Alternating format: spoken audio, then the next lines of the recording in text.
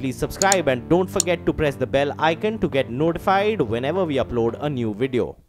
नमस्कार, मैं हूं आपके साथ सुमित अवस्थी और इस वक्त आप देख रहे हैं अपना फेवरेट डिबेट शो हम तो पूछेंगे। वैचारिक असहमति, हिंसा और लोकतंत्र को लेकर जब बहस होती है तो अक्सर विपक्ष प्रधानमंत्री मोदी पर चुप्पी साधने के आरोप लगाता है, लेकिन इस बार उन पर ऐसे आरोप नहीं लग सकते। देश के मौजूदा माहौल पर प्रधानमंत्री मोदी ने कहा कि अगर कोई अनुशासन की बात करे तो उसे अलोकतांत्रिक और ऑटोक्रेट तक कह दिया जाता है। ऑटोक्रेट यानी अनियंत्रित शासन, और अगर एक शब्द में कहें तो तानाशाह। बीजेपी की दलील है कि प्रधानमंत्री का बयान संसद, खासकर राज्यसभा में विपक्ष के हंगामे से लेकर सड़क पर भीड़ की हिंसा के संदर्भ में था, लेकिन सियासत ने प्रधानमंत्री के इस बयान पर हल्ला बोल दिया। किसी ने बीजेपी नेताओं से लेकर मंत्रियों के बेलगाम बयानबाजी की याद दिलाई, तो किसी ने सरकार की जुबान से अनुशासन की बात को असहमति को कुचलने से जोड़ दिया। दरअसल सत्ता को चलाने वाले चेहरे जब अनुशासन की बात करते हैं तो उसमें खतरा देखना बेवजह नहीं है। देश पर इमरजेंसी अनुशासन के छिपे हुए पहियों पर ही चढ़कर आई थी। सरकार के हिसाब से नहीं चलना क्या अनुशासनहीनता हो सकती है? ऐसा करने वाले को देशद्रोही कहना अनुशासन के दायरे में है। असहमति को दफ्तरों के शब्दकोश भले ही अनुशासनहीनता माने, लोकतंत्र के व्याकरण में हर बात पर अनुशासन की बात करना और लोकतंत्र को नियंत्रित करना देश के लिए ठीक नहीं है। लोकतंत्र में असहमति बेहद जरूरी है और सुप्रीम कोर्ट ने भी हाल ही में ऐसी ही टिप्पणी की थी। लेकिन जब यही बात लोकतंत्र को मजबूत करने के इरादे से प्रधानमंत्री बोले तो क्या उस पर मीन मेक निकाला जाना चाहिए?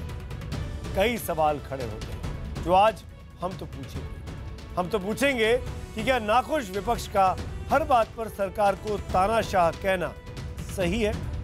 हम ये भी पूछेंगे कि क्या सरकारी नीतियों की आलोचना करने वालों की तुलना देशद्रोही से कर देना लोकतंत्र के हित में है? और सवाल नंबर 3 जो आज हम पूछेंगे कि क्या राष्ट्रहित के मुद्दे पर विपक्ष की सियासत सिर्फ विरोध के लिए विरोध करने की सियासत जायज कही जा सकती है? अनुशासन, तानाशाही नहीं। कल से करेंगे बड़ी चर्चा, लेकिन एक नजर दिन भर के घटनाक्रम पर और हैशटैग है आज के डिबेट का मिशन अनुशासन।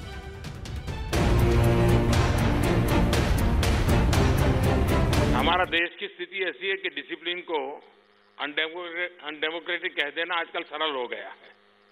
कोई थोड़ा सा भी डिसिप्लिन आग्रह करे, मर गया वो। मौका था उपराष्ट्रपति वेंकैया नायडू की किताब के विमोचन का। मंच पर तमाम नेताओं के साथ मौजूद थे प्रधानमंत्री नरेंद्र मोदी और जुबान पर थी बतौर राज्यसभा के सभापति वेंकैया नायडू की खूबियां। लेकिन प्रधानमंत्री की गिनाई पहली ही खूबी पर चिढ़ गया सियासी घमासान। अनुशासन अपने मंत्रियों के बहाने पर, अपने मंत्रियों के काम पर कोई भी डिसिप्लिन नहीं है। वो जो मर्जी बोल रहे हैं और फिर आप उनको तो कंट्रोल नहीं कर सकते हैं और आप दूसरों के लिए कोड ऑफ कॉन्डक्ट लगाएंगे।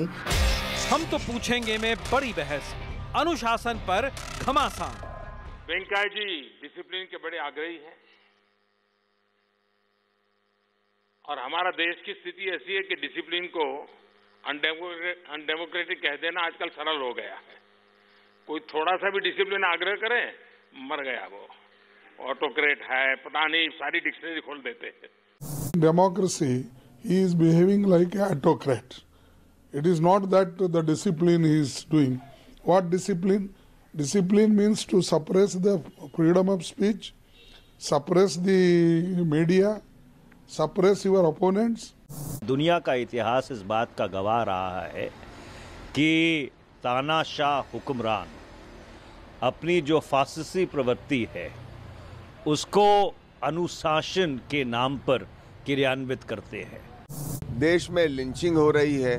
मोदी जी किस प्रकार के अनुशासन की बात कर रहे हैं? उनकी सरकार में जितना कानून का उल्लंघन हो रहा है वो उनकी नाक के नीचे हो रहा है, सामने हो रहा और उस पर वो कुछ नहीं कर रहे हैं। लोकसभा और राज्यसभा में शोरगुल, काम नहीं होना, सदन से सांसदों का गायब रहना जैसे मुद्दों की तरफ प्रधानमंत्री ने ध्यान खींचने की राज्यसभा चलाने के लिए बतौर सभापति वेंकैया की कोशिशों की सराहना की और इसी बहाने अनुशासन की अहमियत को बताया। सरकार बनाने के बाद केंद्र सरकार के दफ्तरों में समय की पाबंदी के लिए सख्ती और बायोमेट्रिक अटेंडेंस मोदी सरकार की उपलब्धि की तरह है। कार्यक्रम में समय पर पहुंचने के इतने डिसिप्लिन है, वो काबिले दाद है। बहुत समय पर जाना, समय पर कार्यक्रम में, और अगर समय पर कार्यक्रम पूरा नहीं हुआ फिर आप उनको मंच पे देखिए कैसे वो इतने अनईजी हो जाएंगे कि आपको लगेगा कि बस आप जल्दी करो भाई। यानी डिसिप्लिन उनके स्वभाव में है। बात भले ही अनुशासन की हो, सियासत का स्वभाव अनुशासित नहीं होता। बयान पर छिड़े घमासान ने ये फिर से साबित किया है। अश्विनी चौबे का बयान शामिल है जिसमें उन्होंने एक राष्ट्रीय पार्टी के अध्यक्ष को, देश की जो दूसरे नंबर की पार्टी आज भी मानी जाती है, उसको नाली का कीड़ा कहा है। ये डिसिप्लिन है? जब प्रधानमंत्री बताएं कि उन्होंने अपनी पार्टी के लोगों को यही डिसिप्लिन सिखाया जो पूरे देश को सिखाना चाहते हैं। आज डिसिप्लिन की बात कर रहे हैं तो डिसिप्लिन तो सब पर लागू होता है, प्रधानमंत्री पर भी लागू होता है। जिस तरह की भाषा का वो इस्तेमाल करते हैं, यहाँ तक कि राज्यसभा में जो उनका भाषण था। कांग्रेस और उनके मित्र दलों को इमरजेंसी याद होगी, बाबा रामदेव के आंदोलन से निपटने का तरीका याद होगा, अपने नेताओं की बेलगाम बयानबाजी याद होगी, लेकिन प्रधानमंत्री के बयान के बाद उनके हाथ वो आईना है जिसमें वो अपनी सूरत देखने को तैयार नहीं। 70 बरस में कोई प्रधानमंत्री ने इस तरह कोई बात कही है कभी? किस बात पे वो कह रहे हैं? ये अनुशासन और डिक्टेटरशिप में भारी सब अंतर जानते हैं। देश में 70 बरस से लोकतंत्र चल रहा। इतनी आपातकाल में तो मिसेस गांधी ने कहा था कि ये अनुशासन पर्व है, तो हम और मोदी जी तो उस अनुशासन पर्व का विरोध कर चुके हैं। ये एक ऐसा वक्तव्य है जिसके कई तरह के अर्थ हैं। इसलिए हम तो पूछेंगे कि क्या पीएम मोदी का आरोप सही है कि अनुशासन पसंद व्यक्ति को विरोधी तानाशाह बोलते हैं? मैं अपना सवाल फिर दोहराता हूं, क्या पीएम मोदी का यह आरोप सही है कि अनुशासन पसंद व्यक्ति को उसके विरोधी तानाशाह बोलते हैं? अगर आपका जवाब हाँ है तो HTP स्पेस देकर Y लिखिए, नहीं है तो HTP स्पेस देकर N लिखिए। 51818 पर आप SMS कर सकते हैं। हैशटैग मिशन अनुशासन और हैशटैग HTP, इसके जरिए आप ट्वीट भी कर सकते हैं और फेसबुक पर जाकर भी अपनी राय हमारे साथ साझा कर सकते हैं। तो पूरा डिबेट अनुशासन वर्सेस तानाशाह के ऊपर निर्भर कर रहा है। आज मेहमानों का परिचय करा रहा हूं, खास लोग जो इस डिबेट में जुड़ रहे हैं। स्टूडियो में सबसे पहले AK वाजपेयी जी, लोक जनशक्ति पार्टी के नेता हैं, प्रवक्ता हैं। स्वागत है आपका वाजपेयी जी। जो लोग बाहर से मेरे साथ जुड़ रहे हैं, बारी बारी से परिचय कराऊं। रोहन गुप्ता, कांग्रेस पार्टी के प्रवक्ता, अहमदाबाद से। सुधींद्र भदौरिया साहब, BSP के वरिष्ठ नेता, प्रवक्ता, दिल्ली से मेरे साथ लाइव हैं। अतुल कुमार अंजान जी, CPI के वरिष्ठ नेता, प्रवक्ता, दिल्ली से हमारे साथ लाइव हैं। और डॉक्टर मनीषा प्रियम, जो कि राजनीतिक विश्लेषक हैं, वो बेंगलुरु से हमारे साथ लाइव हैं। इस डिबेट में हम सबके साथ भारतीय जनता पार्टी की तरफ से सुधांशु त्रिवेदी भी शिरकत करने वाले हैं। लेकिन मेरा सवाल रोहन गुप्ता पहले आपसे है। मैं आपसे जानना चाहता हूं, विपक्ष, सबसे बड़ी विपक्षी पार्टी होने के नाते, क्या प्रधानमंत्री का ये कह देना कि अनुशासनात्मक चीज़ों को करवाना, अनुशासन को पालन करवाना, क्यों ऐसे व्यक्ति को ऑटोक्रेट कहते हैं आप लोग? जो व्यक्ति अनुशासन की बात करे वो तानाशाह कैसे हो सकता है? देखिए, सबसे पहले सुमित जी, अगर मैं किसी को कोई नसीहत देता हूं, उसका पालन मुझे पहले करके वो दिखाना होगा, तभी किसी आदमी को मेरी बात पे भरोसा होगा। प्रधानमंत्री जी ने काफ़ी बातें की है 5 साल में, कई जुमलों की भी बात की है। अगर वो अनुशासन की बात करते हैं तो मुझे बताइए कि उनके ही मंत्रालय में हमने 3 दिन पहले देखा कि अश्विनी चौबे जैसे एक सीनियर मंत्री ने क्या बयान दिया। उनके ही पार्टी के गिरिराज किशोर आप देखिए या साध्वी प्राची देखिए, तो देखिए, अनुशासन की बात करना एक चीज होती है, हम भी सब मानते हैं, पर मैं अगर किसी को नसीहत देता हूं तो उसके पहले मुझे एक एग्जाम्पल बोलना होता है कि सेट एग्जाम्पल। वो जब तक प्रधानमंत्री जी नहीं करेंगे कैसे उनकी बात पे भरोसा करेंगे? जी, आपकी बात का जवाब सुधांशु त्रिवेदी देंगे, जुड़ गए मेरे साथ। लेकिन मेरे एक सवाल का जवाब दीजिए, क्या कांग्रेस पार्टी के नेताओं ने बदजुबानी नहीं की है? क्या कांग्रेस के नेताओं ने प्रधानमंत्री से लेकर बीजेपी के नेताओं के बारे में अपशब्द या विवादित शब्द नहीं बोले हैं? आप कहें तो मैं एग्जांपल ले सकता हूं, गिना सकता हूं। मैं किसी को जस्टिफाई नहीं कर रहा हूं। हम लोग, आपने किया जस्टिफाई, एक स्टेटमेंट दिया। नहीं, सुनिए, मैं ये बोल रहा हूं कि जब आप अनुशासन की बात करते हैं, आप नसीहत दे रहे हैं, 4 उंगली आपके सामने। पहले आप बताइए, अश्विनी चौबे जी का जब बयान आया, मुझे आप बताइए, क्या प्रधानमंत्री जी एक ट्वीट करके या एक स्टेटमेंट करके उनको रोक नहीं सकते थे? अनुशासन एक बहुत अच्छी चीज है, पर उसका पालन उनके गिरबान में क्यों झांक रहे हैं? अपने बारे में जवाब दीजिए ना। दिग्विजय सिंह जी ने तेजपाल कहा, क्या किया सोनिया जी ने उस वक्त अध्यक्ष थी? मुझे बताइए। हम ये पूछ रहे हैं, मैं आपको कह रहा हूं, मणिशंकर अय्यर जी ने पाकिस्तान में जाकर प्रधानमंत्री के खिलाफ क्या बोला, क्या किया सोनिया गांधी ने जो उस वक्त अध्यक्ष थी? रोहन जी सुनिए, हम सबको इस नसीहत का पालन करना पड़ेगा जो अभी आपने दुनिया भर को दी, कि पहले 4 उंगलियां अपनी तरफ हैं। क्या उन 4 उंगलियों का इस्तेमाल कभी सोनिया जी या राहुल जी ने किया? बताइए। बिल्कुल किया। हमने इतनी हिम्मत थी कि मणिशंकर अय्यर जैसे सीनियर व्यक्ति को पार्टी से निकाला। आप बताइए, बीजेपी ने कौन सा निकाला नहीं, सस्पेंड किया, बिल्कुल, और वापस ले लिया, निष्कासित सस्पेंड किया और बगैर माफी मांगे वापस ले लिया। ये भी सच्चाई है, इसको भी बताइए। क्या बीजेपी में इतनी ऐसे तो साध्वी निरंजन ज्योति ने जो बयान दिया था रामदादे वाला, वो संसद में खड़े होकर माफी मांगी। जयंत सिन्हा ने माफी मांगी लिंचिंग वाले मामले में। रोहन भाई नसीहत देते हैं, रोहन भाई मैं फिर आपके पास आ रहा हूँ, मैं फिर आप से पूछ रहा हूँ, मुझे एक एग्जांपल दीजिए। मुझे बताइए, इस देश में अगर एक बार भी ऑटोक्रेसी हुई, एग्जांपल सेट ये क्या गलत है? 1975 में जो हुआ, 1975 में जो वो ऑटोक्रेसी थी कि नहीं थी? जी ने अपना एक बार इस देश में कॉन्स्टिट्यूशन सस्पेंड हुआ, वो कब हुआ था? बोलते हैं जब इमरजेंसी लगी थी। कर रही है और अपने दोस्तों को काला धन बचाने के लिए कर रहे हैं। नोटबंदी देश के ऊपर थोप दी। ये कौन सी नसीहत है? मैं जब किसी को नसीहत देता हूं, महात्मा गांधी जी बोलते थे कि मैं नसीहत देने से पहले, जब इंदिरा जी ने नोटबंदी की थी 70 के दशक में, तो आपने जनता के पास जाकर राय ली थी क्या? उनके लिए रोहन गुप्ता जवाब दीजिए। जब पिछली बार नोटबंदी हुई थी, डिमोनेटाइजेशन, तो इंदिरा जी जनता की अदालत में गई थी राय लेने के लिए। देश की जनता को परेशानी नहीं हुई थी। अरे जनाब सुनिए, हमने कभी देश की जनता को सुनिए, जवाब दीजिए इस बात का। नहीं किया सुमित जी, मैं जवाब दे रहा हूं आपको। हमने कभी भी एनेस्थीसिया के बिना ऑपरेशन नहीं किया सुमित जी। हम देश की जनता की आवाज को दबाई नहीं है। मोदी जी के लिए अनुशासनहीनता वो है जो उनके खिलाफ बोले। सुधांशु त्रिवेदी जवाब दीजिए। मोदी जी का व्यवहार निरंकुश शासक की तरह है, जो बड़ा इल्जाम रोहन गुप्ता और विरोधी लगा रहे हैं। फिर मैं सुनील मधुरिया आपके पास आ रहा हूं। सुधांशु जी देखिए, सुमित जी, रोहन गुप्ता जी ने एक बात अच्छी कही कि अगर अनुशासन की बात है तो शुरुआत ऊपर से दिखनी चाहिए। मैं उनको याद दिलाना चाहता हूं, नरेंद्र मोदी जी ने तकरीबन 4.5 वर्षों के शासनकाल में एक दिन की भी छुट्टी नहीं ली है। यह होता है पहले अपने ऊपर अनुशासन का प्रयोग करके दिखाना। रही बात इसकी जो आपने कहा आपत्तिजनक बयानों की, तो आपको ध्यान हो, चाहे वो साध्वी निरंजन ज्योति जी का बयान, देखिए आप जब बोल रहे थे मैंने कोई हस्तक्षेप नहीं किया, उस पे सदन में उन्होंने उसके लिए खेद व्यक्त करके माफी मांगी हो, अथवा तथाकथित गोरक्षकों के द्वारा कानून हाथ में लिए जाने के ऊपर कड़ी टिप्पणी करनी हो, उन्होंने इसके ऊपर भी कार्रवाई की। परंतु मैं दूसरी बात भी कहना चाहता हूं, व्यक्तिगत जीवन में और अपने व्यक्तिगत कार्यशैली में उन्होंने जिस प्रकार का गजब का अनुशासन दिखाया है, वो समकालीन भारत की राजनीति में एक अनुकरणीय उदाहरण है। और मैं बात कहना चाहता हूं, अब आप कहेंगे उस अनुशासन का कोई प्रभाव दिखता है क्या? 2 प्रकार का अनुशासन होता है रोहन जी, एक होता डंडे से अनुशासन और एक होता प्रेरणा से अनुशासन।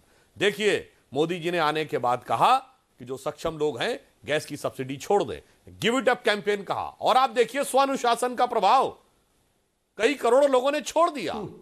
उसके ऊपर का प्रभाव देखिए, उन्होंने कभी आह्वान नहीं किया कि ट्रेन में जो फर्स्ट क्लास और हायर एसी के ग्रुप में चलते हैं सीनियर सिटीजन, जिनको की सब्सिडी मिलती है, वो सब्सिडी का प्रयोग ना करें। उन्होंने सिर्फ विचार किया कि कभी आप ऐसा भी कर सकते हैं क्या। तमाम लोगों ने जो सक्षम थे, अच्छे धनी मानी परिवारों से उन्होंने वो सब्सिडी लेना बंद कर दिया। ये होता स्वानुशासन का प्रभाव। स्वानुशासन के लिए उन्होंने आने के साथ ही 2014 में क्या कहा, स्वच्छ भारत अभियान। ये क्या था? एक स्वानुशासन की शुरुआत और देश में एक अनुशासन का वातावरण बनाने का प्रयास। पर सुधांशु ये जी, कोई डंडे के पर जोर से सुधांशु जवाब जी, देना चाहूंगा। मैं रहूं एक मिनट। सुधांशु जी, इन सब बातों से विपक्ष संतुष्ट नहीं हो रहा है। मैं सुबह से तमाम नेताओं के बयान सुन रहा हूं। सुमित जी, मैं एक बात पूरा कर दूं। मैं ये कहना चाहूंगा, एक वाक्य और पूरा कर दूं सुमित जी। सुधांशु जी, मैं ये कहना चाहूंगा, नहीं, विपक्ष संतुष्ट इसलिए नहीं हो सकता क्योंकि यहाँ पे देखिए वरिष्ठ लोग बैठे, अतुल कुमार अंजान जी बैठे हुए, भदौरिया जी बैठे। इनको तो याद होगा, इमरजेंसी के दौरान एक नारा चलता था, अनुशासन ही देश को महान बनाता है।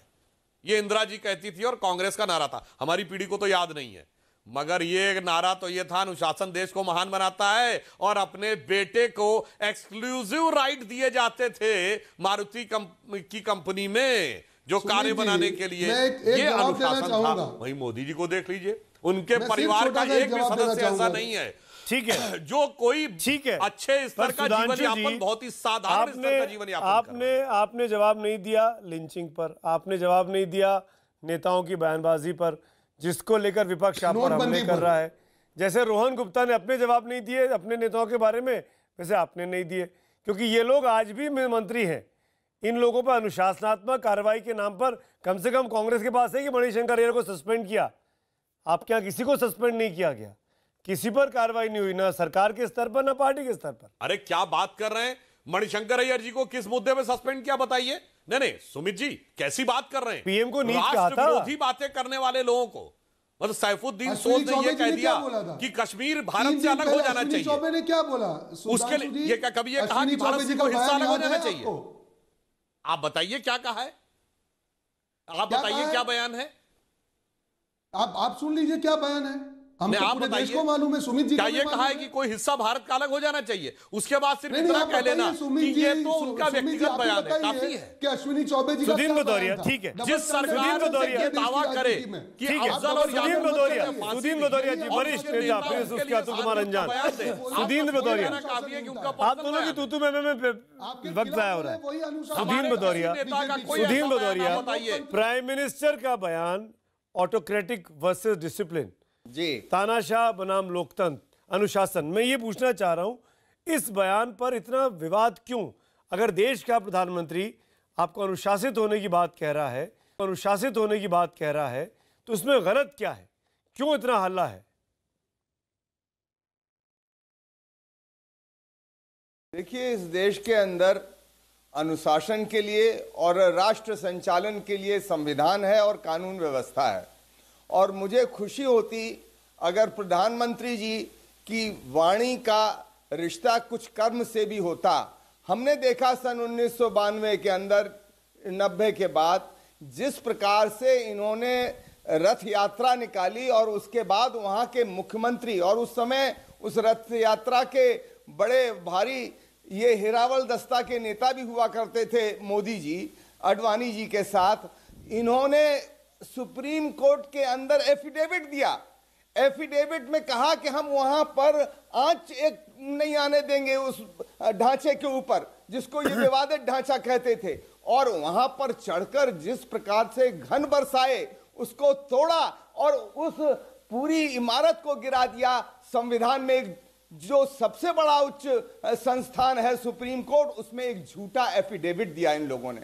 और मोदी जी ने इनाम के तौर पर उस झूठे एफिडेविट देने वाले व्यक्ति को महामहिम गवर्नर भी बनाया। तो पता चलता है सुदीन भदौरिया जी पास्ट में जा रहे हैं, लेकिन सवाल यह है कि करते हैं 4.5 साल में प्रधानमंत्री जी का ऐसा कोई वक्तव्य आया है जिससे ये कहा जा सके कि अनुशासन की बात करने वाला तानाशाह होता है? देखिए, टॉपिक को डाइल्यूट न करिए। बयान यहाँ टॉपिक ये है कि अनुशासन की बात करने वाले को तानाशाह कह रहे हैं। तो तानाशाह की डेफिनेशन क्या है? क्या 370 की बात प्रधानमंत्री ने की? क्या राम मंदिर की बात प्रधानमंत्री ने की? क्या सबका साथ सबका विकास की बात प्रधानमंत्री नहीं करते? अगर प्रधानमंत्री डिसिप्लिन की बात करते हैं कि दफ्तर में टाइम से आना चाहिए, प्रोजेक्ट अगर स्टार्ट हो, Vajpayee ji let him complete, 20 second दे दीजिए। नहीं तो उसको गलत तरीके से न ले जाए। बात आपको मौका दूंगा मैं। वाजपेयी जी 20 सेकंड दीजिए भदौरिया। गलत है तो आप बोलिएगा अपने समय पर, अगर गलत है तो आप बोलिएगा ना। नहीं बट गलत बयानबाजी नहीं करेंगे ना। मोदी जी ने तो कोई एफर्ट नहीं दिया, 4.5 साल से बात करिए, 4 साल की प्रधानमंत्री 4 साल से हैं। आप एक ऐसा वाक्य बताइए जो तानाशाह काम करता है। अगर इस देश में तानाशाही की है तो वो 75 में इंदिरा गांधी ने की है। गलत बात है सुमित अवस्थी, वाजपेयी जी व्यक्ति तो गलत बयानबाजी नहीं, देश को गुमराह करने बोलने दीजिए बस 10 सेकंड और मैं आपकी कलाई खोल दूंगा। अभी कौन सी कलाई खोल देंगे हमारी? हमने कौन से बात की है जो कलाई खोल दूंगा? कलाई आप देखिए अपनी, दलितों के साथ मायावती ने क्या किया था 2002 में? क्या बात कर रहे हैं आप? नहीं आप कलाई हमारी क्या खोल देंगे? हमने कौन सा गलत काम किया? हमारा सबसे ज्यादा कुर्ता पजामा इंसाफ है एकदम। मायावती ने दलितों के साथ 2007 में क्या किया था? जवाब दीजिए। मायावती की एक एक करके आप दोनों सीनियर लोग हैं, आप दोनों सीनियर लोग हैं। चिल्लाइए मत, चिल्लाइए मत। ये क्यों कहने के चिल्लाइए मत। वाजपेयी जी, इनको माफी मांगनी चाहिए। वाजपेयी जी प्लीज, वाजपेई जी प्लीज, अच्छा दोनों हटाइए, दोनों को स्क्रीन से हटा दीजिए प्लीज। कुछ देर के लिए ठंडा पानी पीजिए, आप दोनों से मेरी गुजारिश है प्लीज। और एक हाथ जोड़ के बोल रहा हूँ, पर्सनल होने की जरूरत नहीं है। डिबेट को अच्छा डिबेट है और उस पर हमको तर्क के साथ बात करनी चाहिए। अतुल कुमार अंजान को डिबेट पे लेके आना चाहूंगा। अतुल जी, आपकी राय, प्रधानमंत्री के इस बयान को आप किस तरीके से देखते हैं? ऑटोक्रेट होना और डिसिप्लिन होना, क्यों इस महीन लाइन को जानबूझकर विवाद के तौर पर देखा जा रहा है?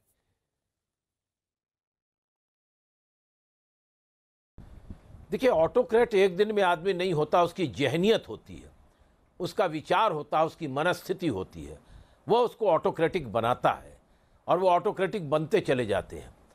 प्रधानमंत्री जी को आज अनुशासन की बात याद आई, लेकिन उनके बात सुनता कौन है?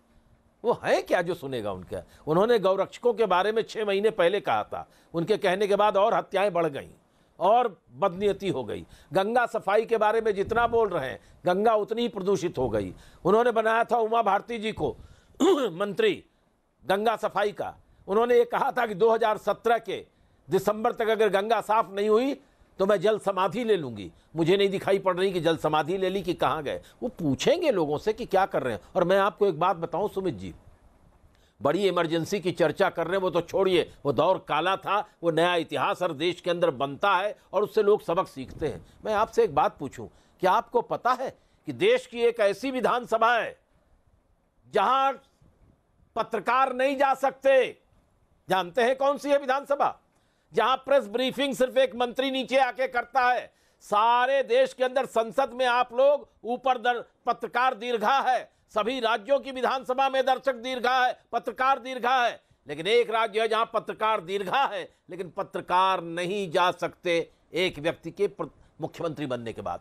तो ये ऑटोक्रेटिक होना एक मनस्थिति है और मैं नहीं समझता कि अगर आपके मंत्री लोग गलत बयानी कर रहे हैं, गलत बातें कह रहे हैं, मैं आज आपके बात में स्वीकार करता हूं कि मैं 1-2 बार मैंने भी गलत बयानी की है या मैंने उचित शब्दों का प्रयोग नहीं किया है। उस दिन से मैंने सीख ले ली है कि मैं नहीं बोलूंगा इस तरह की बात। लेकिन प्रधानमंत्री जी को तो समझना चाहिए ना। प्रधानमंत्री जी कह रहे हैं विदेश में, आपने अभी सुमित जी कहा, यह परिपाटी किसने डाली है कि विदेशों में विपक्ष की आलोचना हो? इससे पहले इंदिरा गांधी जी ने कभी नहीं की, 10 साल में मनमोहन सिंह जी ने नहीं की। ये काम हमारे प्रधानमंत्री जी ने कहा शुरू किया है, अब ये रुकेगा नहीं। अब अतुल कुमार अंजान भी विदेश में जाएगा तो प्रधानमंत्री और भारतीय जनता पार्टी के आने की पूरी कोशिश करेगा। सुधांशु जी, मैं आऊंगा, मेरे को एक कमेंट मनीषा जी का लेना है। मनीषा जी, क्या जानबूझकर इस ऑटोक्रेट वाले बयान पर जो प्राइम मिनिस्टर ने कहा उस पर बीजेपी को और मोदी जी को घेरा जा रहा है विपक्ष के द्वारा, या वाकई में विपक्ष के पास कंटेंट है? मनीषा जी। देखिए, ये बहस जो है ये इस बयान से मैं वाकफात नहीं रखती। ये दोनों शब्द जो हैं वापस एक दूसरे के विलोम नहीं हैं। ऑटोक्रेट होना जो है या तानाशाह होना, ये एक क्लासिफिकेशन सिस्टम है जिसमें अरस्तु के समय से कोई सत्ता में लोग रहें कि एक रहे, सत्ता किसके पास है इसके आधार पर। तो ऑटोक्रेट का मतलब ही कुछ और है। ऑटोक्रेट का मतलब है वैसी व्यवस्था जहां की शासन जो है उसकी बागडोर संस्थाओं में नहीं होती, लोगों में नहीं निहित होती, एकीकृत होती चली जाती है। तो इसका अगर भारत के परिवेश में अगर हम देखें तो इस शब्द का बार बार हम लोकतांत्रिक भारत में ले जाते हैं तो इमरजेंसी तक तो वो जाएगा ही, और इमरजेंसी एक काला अंक रहा है भारत के इतिहास का। और मैं बिल्कुल इमरजेंसी, धुर विरोधी इमरजेंसी की, लेकिन ये समझती हूँ कि कांग्रेस को भी ये बात समझ में आई कि ये बिल्कुल एक काला अंक रहा इस चैप्टर का, और मैं इस पे आगे नहीं बहस करना चाहती। लेकिन दूसरा जो शब्द है वो श्रुति सम भिन्नार्थक शब्दों को एक साथ जोड़ के, और आप चाहते हैं कि भिन्न भिन्न भिन्न भिन्न करके बहस हो, तो भिन्न भिन्न भिन्न भिन्न करके बहस हो रही है, और एक दूसरे की तरफ जो है मुद्दों की बजाय जो है वो शब्दों का एकदम से बिल्कुल कहते हैं ना, जो लात जुत्ता बिल्कुल शब्दों का बरसाया जा रहा है। तो एक तरह से राजनीति में जब आपको कोई मुद्दा नहीं रहता तो आप शब्द तोड़ मड़ोड़ करके और उसके साथ बैग पंचिंग करते हैं। ये बैग पंचिंग वाली डिबेट है। जहां तक अनुशासन का सवाल है, अनुशासन एक व्यवस्था का अंग हो सकती है, एक इंडिविजुअल का भी अंग हो सकती है। प्रधानमंत्री जी अनुशासन के प्रेमी है अगर, बड़ी अच्छी बात है, लेकिन सत्ता का, व्यवस्था का, लोकतंत्र का उससे क्या लेना देना? ये उनके निज के दायरे की बात हो सकती है, जिन अफसरों को वो अपने अंडर रखते हैं उनकी बात हो सकती है, मंत्रियों के महकमों की बात हो सकती है, एज ए प्रधानमंत्री वो लोगों से बात करते हैं उसकी बात हो सकती है। इसका लोकतंत्र से या तानाशाह से कोई लेना देना नहीं। दोनों दो धुरी की बात है। और तानाशाही के सवाल जब भी और व्यवस्था, एक मिनट आप सबसे अंत नहीं, एक सेकंड और दीजिए। व्यवस्था या संस्था जब शॉर्ट सर्किट होंगे, इंस्टीट्यूशंस को जब भी भारत में जुडिशरी से इंदिरा गांधी ने क्लैश किया उनको तानाशाह बुलाया गया। तो इस तरह से जो संस्थाएं हैं उनको हम अगर आबाद रखें नेता के रूप में, प्रधानमंत्री के रूप में, तो ये वाला चार्ज जो है वो नहीं आएगा। तो झांकने की जरूरत है। वो अनुशासन प्रेमी है, बहुत अच्छी बात है, झांक के देख लें अगर लोग। ठीक है, बिल्कुल ठीक बोल रहे हैं, लेकिन एक बात, जिस बात की सुप्रीम कोर्ट की इशारा मनीषा जी भी कर रही है, उसको समझने की जरूरत है कि सुप्रीम कोर्ट ने भी कहा कि लोकतंत्र के लिए असहमति जरूरी है। सेफ्टी वॉल्व है ये लोकतंत्र का, और असहमत होना का मतलब ये नहीं है कि वो निरंकुशता है, वो ऑटोक्रेसी है। विपक्ष भी विरोध के लिए विरोध करता है बहुत से सामाजिक मुद्दों पर, बहुत से राष्ट्रहित के मुद्दों पर, क्या वो भी जायज़ है? तो दोनों को अपने अपने गिरबान में देखने की जरूरत पड़ेगी। लेकिन पहले इस डिबेट को आगे बढ़ाऊं उसके पहले हेडलाइंस। हम आगे बढ़े उसके पहले अब तक के नतीजे देख लेते हैं। जनता क्या कह रही है जो इस डिबेट में लाइव मेरे साथ जुड़ी हुई है कि क्या पीएम का आरोप ये सही है कि अनुशासन पसंद को उसके विरोधी तानाशाह बोलते हैं? हाँ कहने वाले 79% है। पीएम के हाँ में हाँ मिला रहे हैं जो लोग पोल कर रहे हैं। ट्विटर पोल के नतीजे भी 83% लोग हाँ में जवाब दे रहे हैं कि पीएम का आरोप सही है कि विरोधी जो होते हैं वो अनुशासन पसंद को तानाशाह कहते हैं। रोहन गुप्ता, अगर ये बात जो की गई राज्यसभा के चेयरमैन की बुक रिलीज के फंक्शन पे की गई, राज्यसभा के चेयरमैन यानी उपराष्ट्रपति यानी वेंकैया नायडू, राज्यसभा में विपक्ष के पास नंबर्स हैं, और जो विपक्ष राज्यसभा में सरकार को काम ना करने दे, हर चीज़ पर चीज़ों को रुकवा दे, क्या उस जगह पर यह कहना, चाहे वो 3 तलाक का मामला हो जिसको लेकर अब तक कोई फाइनल नहीं हो पाया, जो लोकसभा से पास हो गया, ऐसे तमाम चीज़ें हैं जो राज्यसभा में आके रुकी पड़ी हैं। रोहन गुप्ता, क्या ये सामाजिक हितों के मामले में भी इस तरह का विरोध के लिए विरोध जायज़ है? लोकतंत्र के लिए अनुशासनहीनता के दायरे में नहीं आएगा? समझाइए देश को। देखिए सुमित जी, देश को मुझे समझाने से पहले एक चीज आप समझिए कि 2014 में देश ने मोदी जी को दिल से वोट किया। जब भी सुधांशु जी एक एग्जाम्पल दे रहे थे, गिव इट अप बोला, लोगों ने सब्सिडी छोड़ दी, रेलवे की सब्सिडी छोड़ दी। मोदी जी ने कहा कि नोटबंदी देश के लिए आप लाइन में खड़े रहो, मुझे 50 दिन दो। हर चीज देश की जनता ने मानी, पर 4.5 साल बाद देश की जनता ये देख रही है कि ये अनुशासन तो सिर्फ हमारे लिए है। उनको क्या मिला? उनको नोटबंदी मिली। आज पेट्रोल का भाव देखिए, 11 लाख करोड़ देश की जनता की जेब से लूट लिया गया। तब जो देश की जनता आज उनको पूछ रही है कि क्या ये अनुशासन हमारे लिए ही है, आपके ऊपर नहीं है, आपके नेताओं के ऊपर आप नहीं लगाएंगे। आपके अब जो लोग पैसा लेके, आज नीरव मोदी की बात हो, विजय माल्या की बात हो, कब से कड़े एक्शन की बात हो रही है, क्या हो रहा है? कुछ नहीं हो रहा है। नहीं, मेरी बात सुनिए सुमित जी, बात सिर्फ इतनी है कि जब हम अनुशासन की बात करते हैं, पहले आप उसका अमल करिए, देश को अमल करके दिखाइए, फिर आप देश आपकी बात पे भरोसा करेगा। देश का दिल मोदी जी ने तोड़ दिया है। स्व अनुशासन से काम नहीं चलेगा सुधांशु जी। अब आप उनकी नीतिगत आधार पर भी अनुशासन होना चाहिए, कांग्रेस से कह रही है, और आर्थिक नीतियों को उदाहरण दे रही है। सुधांशु त्रिवेदी। सुमित जी, सुमित जी, सुमित जी, सुमित जी, सुमित जी, सुमित जी, सुमित जी, सुमित जी, सुमित जी, सुमित जी, सुमित जी, सुमित जी, सुमित जी, सुमित जी, सुमित जी, सुमित जी, देखिए, आर्थिक नीतियों में अनुशासन लाने के जितने प्रयास मोदी जी ने किए हैं, मेरे विचार से वो तो अद्वितीय हैं। 20,000 तक की कैश की डोनेशन लेने की छूट थी पॉलिटिकल पार्टी, उसको हटा के 2,000 कर दिया है। बेनामी प्रॉपर्टी हो, रियल एस्टेट रेगुलेटरी बिल हो, चाहे 2 लाख से अधिक फर्जी कंपनियां हो, और उसका प्रभाव भी दिखा है। आयकर भरने वालों की संख्या जो नोटबंदी से पहले 3.8 करोड़ थी, वो अब नोटबंदी के 2 साल बाद 6.86 नोटबंदी का ये मुद्दा काले धन का क्या हुआ? देखिए,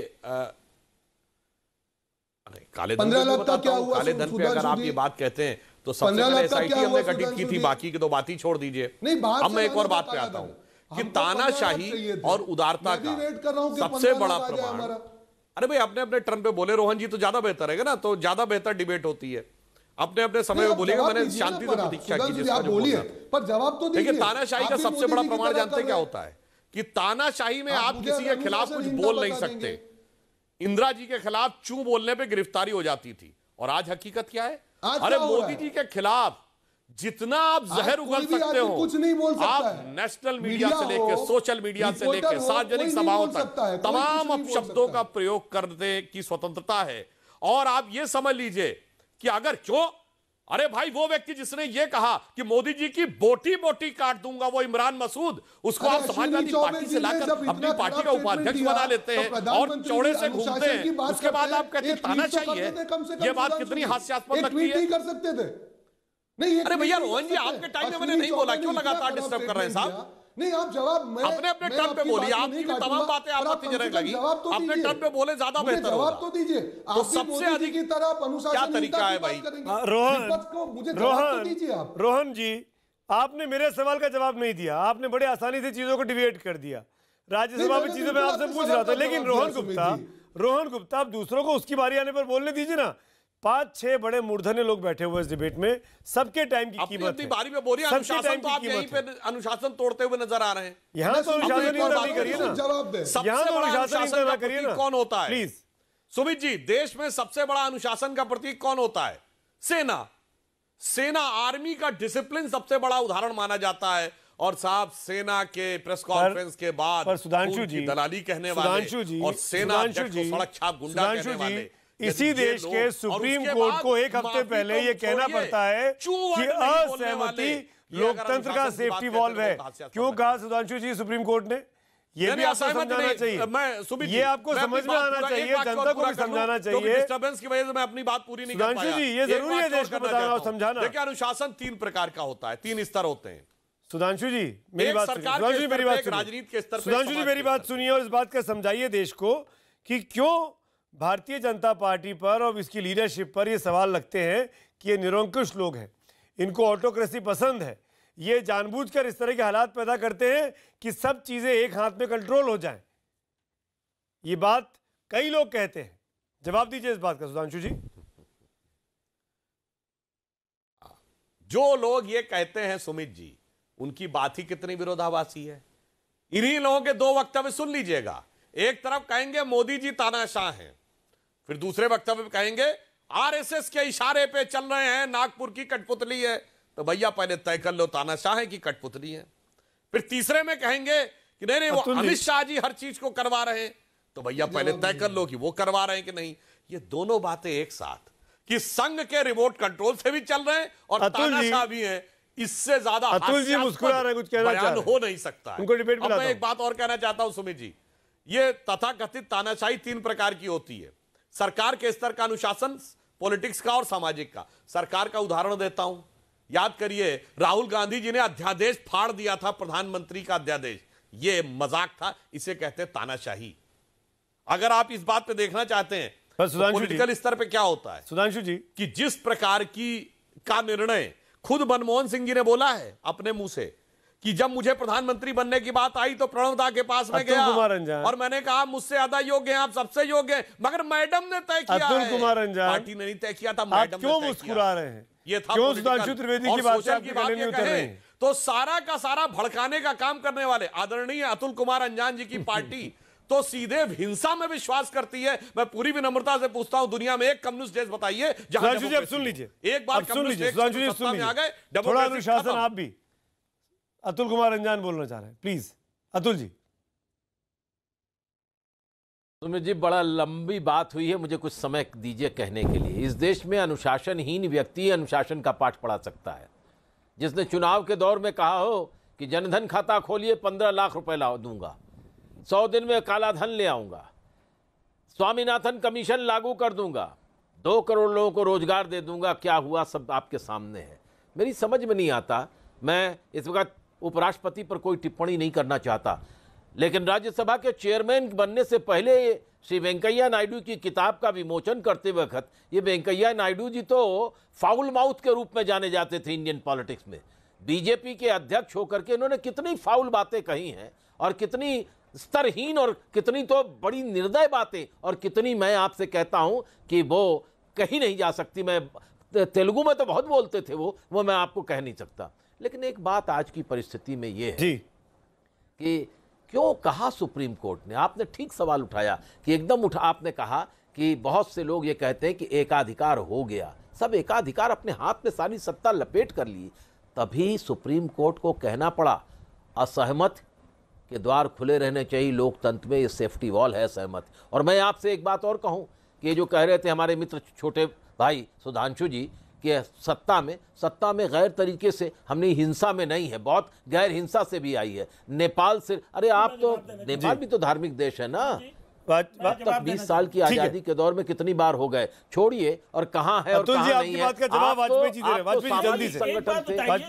गौरक्षकों के नाम पर जो कर सुमित जी क्यों कही ये उसका जवाब ये कही ना, सुप्रीम कोर्ट मनमानी करने के ऊपर ना ये नहीं कहा कि ये सरकार, सुप्रीम कोर्ट ने डेमोक्रेसी की बात की है, लोकतंत्र की बात की है, और उन्होंने कहा कि लोकतंत्र में गैस निकलनी चाहिए। अगर अंदर रहेगा, अंदर दबाव होगा तो घटेगा।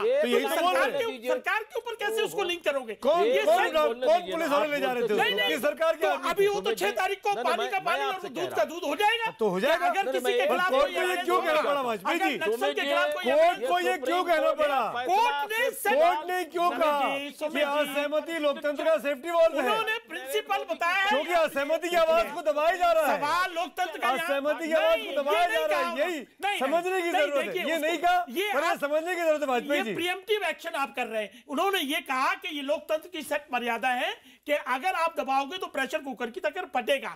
लेकिन यहाँ कौन दबा रहा है? ये कहाँ आरोप है? देखिए, ये विपक्ष यही तो कह रहा है कि दबाया जा रहा है। विपक्ष के पास यही तो कह रहा है कि जनता में गुस्सा है। नहीं, विपक्ष के पास सिवाय आरोप लगाने के और कुछ नहीं है। बताइए कौन सा नेता 4 साल में हमने बंद किया या मोदी सरकार ने बंद किया? बताइए कौन से खिलाफ, किसके खिलाफ विंडिक्टिव एक्शन लिया गया? बताइए। मैं आऊंगा सुदीन भदौरिया के पास भी, मनीषा जी के पास भी। वक्त हो रहा है छोड़ दे ब्रेक की ब्रेक के उस पार। ये बड़ी बहस जारी है, क्या अनुशासन बनाम तानाशाही, ये डिबेट इस वक्त में जानबूझकर छेड़ी गई है चुनाव पर असर डालने के लिए। ब्रेक के उस पार थर्ड सेगमेंट आखिरी, लेकिन उसके पहले जनता की राय देख लेते हैं। ज्यादातर लोग क्या कह रहे हैं पीएम के जवाब, पीएम की बात पर, कि क्या पीएम का आरोप सही है कि अनुशासन पसंद को विरोधी तानाशाह बोलते हैं? हाँ कहने वाले 81% है पीएम की बात से सहमत। ट्विटर पोल में हाँ कहने वाले पीएम की बात से ज्यादातर लोग सहमत है, 84% यहाँ पर संख्या है। लेकिन मैं आगे बढ़ूँ डिबेट में। सुदीन भदौरिया जी, मैं आपके पास आना चाहता हूं। उसके पहले आपके सब्र के लिए थैंक यू। लेकिन सुदीन जी, मुझे एक बात बताइए, तानाशाह और लोकतंत्र, तानाशाह अनुशासन, इस डिबेट में एक सवाल एक दर्शक की तरफ से आया है और आपके लिए है। अवध शुक्ला नाम के दर्शक हैं जो ट्वीट करके मुझसे पूछ रहे हैं, मायावती जी ने जो अपनी मूर्तियां लगाई अपने मुख्यमंत्री काल में, वो तानाशाही थी या वो लोकतंत्र था? वो क्या था? सुधींद्र जी। मैं इसका भी उत्तर दूंगा, और जो यहाँ पर बहस उठी है उसके चंद बातों पर प्रश्न जो उठे हैं उनका भी उत्तर देना चाहूंगा। जहां तक जो मूर्तियां लगाई गई हैं, मैं आपको बतला दूं, आप बिल भी देख सकते हैं मान्यवर काशीराम जी की, जो हमारी पार्टी के संस्थापक थे। उस बिल में उन्होंने कहा कि क्योंकि हमने और बहन मायावती जी ने मिलके इतनी सेवा की और बाबा साहब का संदेश जगह जगह पहुंचाया, तो मेरे निधन के बाद यहाँ पर बाबा साहब की स्मृति में पार्क बनना चाहिए और हम दोनों लोगों की मूर्ति लगनी चाहिए उसमें। तो बहन मायावती जी ने मूर्ति इसलिए बनवाई, पर मैं ये अनुशासन का देखिए, विल वाला एग्जांपल क्या दे रहे हो आप? ये देखिए, ये जो है, मैं नहीं बहस में हिस्सा लेना, मैं लेकिन गलत बात मत करो। विल से क्या कनेक्शन है सरकार का? व्यक्तियों के साथ बहस में ने जो विल की उससे क्या लेना देना? आप बोलिए वाजपेयी जी, एक मिनट, वाजपेयी जी आपका गुस्सा जायज हो सकता है।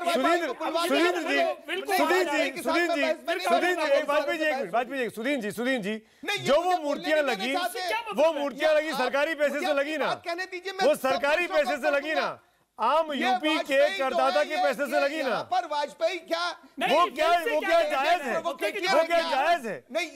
क्या माननीय काशीराम जी ये बोल के गए थे कि जनता से पूछ के लगाना मूर्तियां? कह नहीं पा रहा हूं, मैंने अपनी बात कही नहीं, मैंने कहा मैं सब बातों का जवाब दूंगा। नहीं, आप तो विल की तरफ चले गए ना कि काशीराम ने विल की। काशीराम कौन थे? जवाब दूंगा। हाँ, मैं वही, तो उसी में एडिशन हम कर रहे हैं ना, हम आपको छोड़ थोड़ी रहे कोई। आप एजेंट प्रोवोकेटर है क्या? अरे भैया, आप अगर सही बात नहीं करेंगे तो हमारा भी राइट है बोलने का, हम भी बोलेंगे। हकीकत ये है कि आप ओबीसी प्राइम मिनिस्टर को हर तरीके से करना चाहते हैं, हर तरीके से जलील करना चाहते हैं, हर तरीके से क्रिटिसाइज करना चाहते हैं। वाजपेयी जी आपकी बात आ गई, वाजपेयी जी आपकी बात आ गई। प्रोवोकेटर है और कुछ नहीं, आप हमको चांस दीजिए बोलने का। मैं दूंगा, वाजपेयी जी दूंगा, सब्र करिए, बहुत कम मिनट बाकी है। आप नहीं, आप mister Vajpayee, you are an agent provocateur, you are not. Forget about that, you are the agent. Why are you talking about it? Please, स्वयं Kashiram has no business. You are talking about Kashiram. You are misusing the funds of the public at large. नहीं, आपने कैसे? What do you mean by provocation?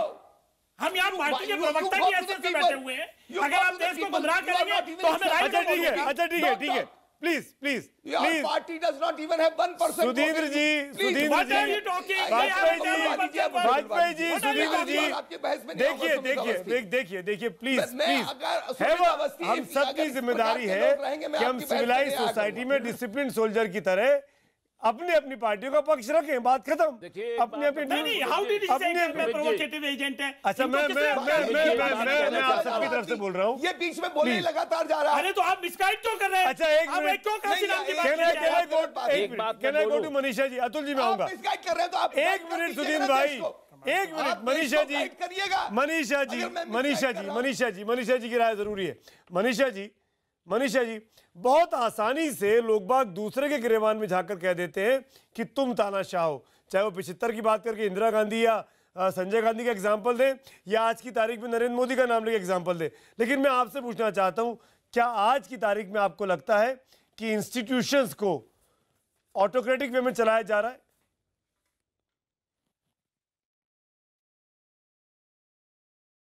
ये पूरे कहना कि autocratic है emergency की तरह, ये सही नहीं है जी। लेकिन कुछ ऐसी घटनाएं जरूर हुई हैं। डिमोनेटाइजेशन उसमें एक अव्वल उदाहरण है जिसको कि अच्छा नहीं माना जा सकता।